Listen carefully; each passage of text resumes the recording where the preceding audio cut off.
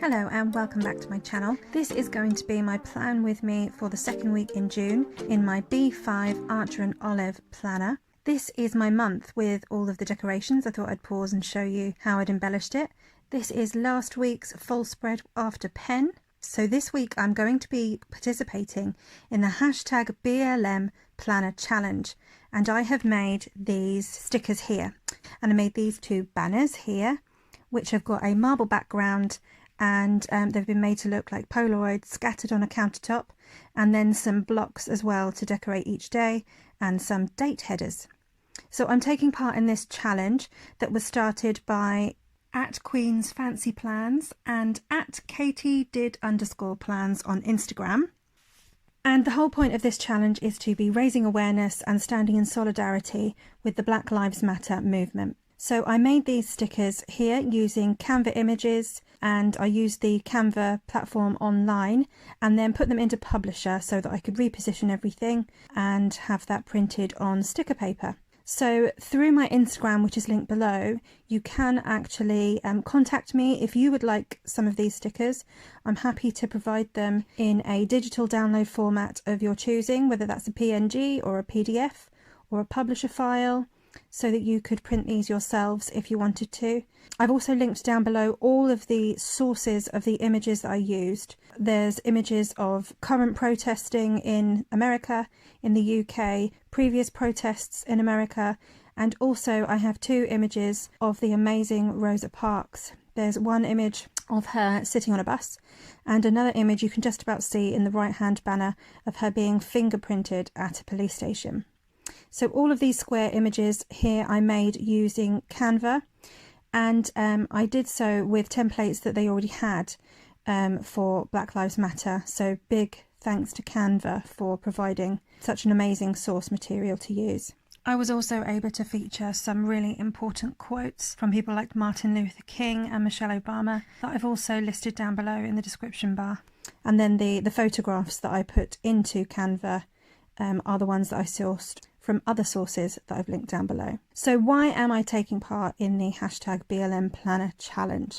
Well, I've spoken a little bit about where I stand already, and I've certainly been sharing on my personal Instagram as much as I can in terms of raising awareness and showing that I stand in solidarity with the Black Lives Matter movement. And I thought I would spend a little bit of time while you're watching me position these stickers and do this spread today to kind of speak my perspective into this movement. I live on the east coast of England currently. However, previously I lived in North London. I grew up in North London in a very diverse area, and I certainly witnessed a lot of racist attitudes and a lot of the issues around systemic racism that's ingrained in our society. I recognise that I have white privilege, and that whilst I will never know what it feels like to be subject to that racism, I have certainly witnessed it within my own family, within my friendship groups, and at school and college, in my workplace, and in the wider community that I grew up in North London. And so I wholeheartedly stand with and support my brothers and sisters in solidarity who are speaking out against the evils of systemic racism in our country and across the world. And I wanted to speak into three questions, issues, things that I've seen raised on social media that have made my blood boil. I wanted to speak into those a little bit today. I'm going to link a lot of research below as well, and suggestions of how you can find resources that are anti-racist. And I just wanted to share some of that information now. So the first thing that I wanted to speak into is this notion that all lives matter. And I do understand where the misconception comes from. And I think that fundamentally it's a misunderstanding in semantics. And with something as serious and important as this issue, there really is no place for misunderstanding with semantics. It's just far too important. Of course, all lives matter. I'm a Christian, and I believe that we are all made in the image of God, and therefore if we are all made in the image of God, we are all as equally important to God as anyone. But that is the point. That's the point, that if black people and people of colour are not treated as equal, then saying all lives matter is completely empty and it just doesn't work. I'm going to share some information I found from an article on parents.com. I'm a families worker at my church, and so a lot of the information that I find will often be something that you could relate to a child. But you know what? Sometimes that works. Sometimes that's exactly what we need as adults, is information that you would relay to a child. So while you can see me measuring out the spaces for my date covers here, I'll just give you 6 reasons why the all lives matter argument just doesn't work. So we never said only Black Lives Matter. The BLM movement is not saying white lives don't matter, any other life doesn't matter. It's saying we matter too, and at the moment it doesn't feel like we do. I can't imagine what that feels like. As a white woman who is Christian, I stand in a very privileged position in our society. I cannot understand how it must feel to have to defend that your life matters. Nobody said white lives don't matter, but white lives aren't in danger, and they're certainly not any more in danger because they are white. There's the analogy of the house on fire, which is listed as number 2. So of course, if your house was on fire, you'd expect somebody to come and put it out. You certainly wouldn't expect your neighbour to stand on their doorstep shouting, "Hang on a minute, my house matters too," when their house isn't actually on fire. It's a pretty ridiculous scenario. Another analogy that I've seen here, number 3, is the broken bone. So you have a broken bone and you go to A&E and you want to get it fixed, and your friend comes with you for support and then says, "But hang on a minute, my leg matters too. My bones matter too," expecting treatment when actually they haven't got any broken bones. Number 4 is the implicit quote unquote too. So Black Lives Matter doesn't mean only Black Lives Matter. It means Black Lives Matter too. And so to respond with all lives matter is to dismiss the statement by falsely suggesting that it means only Black Lives Matter, when that's obviously not the case. Number 5 is a video from Peace House, an organisation dedicated to art and activism, featuring 3 friends and a food analogy called All Plates Matter, and I'll link that below. And then number 6 is a simple breakdown. And this viral video clip created by a Twitter user, which I will also link below, who was just 15 when she filmed it back in 2016, makes it clear Black Lives Matter does not mean that black people are superior, but it means that we're all people, and of course we all matter. But are all races getting routinely killed by the police for no reason other than the fact that they are black? The bottom line is, until Black Lives Matter, there's no real truth to the statement all lives matter. So you can see here I'm placing my date covers down, and I use the same marble background that I did for the banners. Marble's pretty on trend. I like a little bit of marble. I'm happy to admit that I'm basic.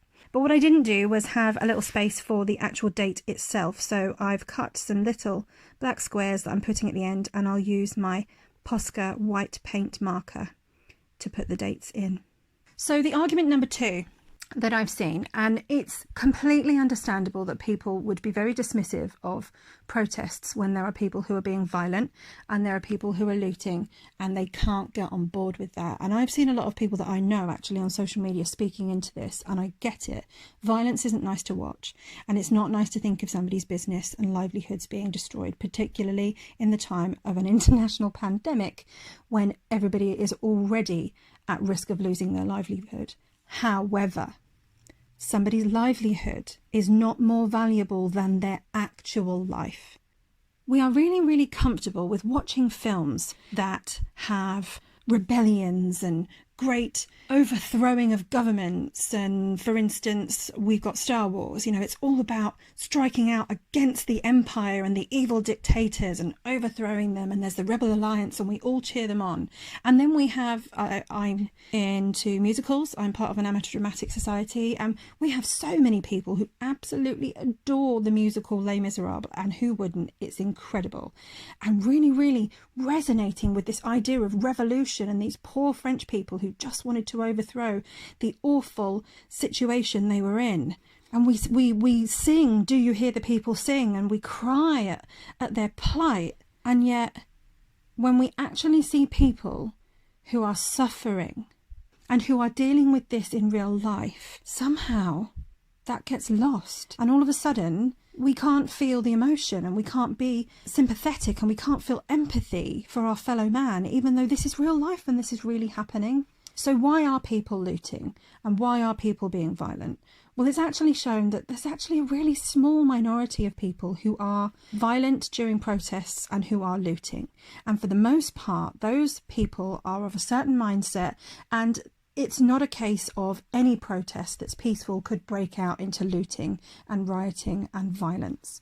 However, there's a lot to be said as to why certain groups of people will loot certain places. These aren't people who are attacking people's private properties and their homes. They are attacking capitalism, particularly lashing out against groups and corporations who are part of the systems that have been put in place and have contributed to making systemic racism worse. And if you need to look any more into this and you think, well, what's she on about? I can highly recommend, and I mentioned it in my last video, the film on Netflix that's called 13th, which looks into the 13th Amendment and how it has been used as a loophole to keep black people in their place for far too long. And on top of that, how politics and big corporations are lobbying together to maintain that system, to maintain the racist policies that are in place, to keep black people in their place because they are no longer able to keep them as slaves. It's horrendous, but it's real. And so destroying a business that a person who is hurting and angry believes has contributed to the system that is failing them and persecuting them is actually kind of understandable. And it's a symptom of this whole thing where we need to really be rooting out the cause of this problem, the cause of the hurt, the cause of the pain, the cause of the destruction, because it's all linked. It's really easy to write people off because they're being violent and you don't get your point across that way. Well, actually, you know what? You do. And I'm also going to list below in the description bar how many ways these protests have already changed policy in the United States and in the United Kingdom and across the world. Because it's across the world this is happening. It's affecting people everywhere. And that brings me on to my third point. Why George Floyd? Why now? And why are we protesting in the UK when it's one man in America? But that's a really simple one. And I've only got a few minutes as I'm writing in what I'm going to be doing for the week. So looking at an article on the BBC News website, which is 5 factors as to why people are protesting following the death of George Floyd.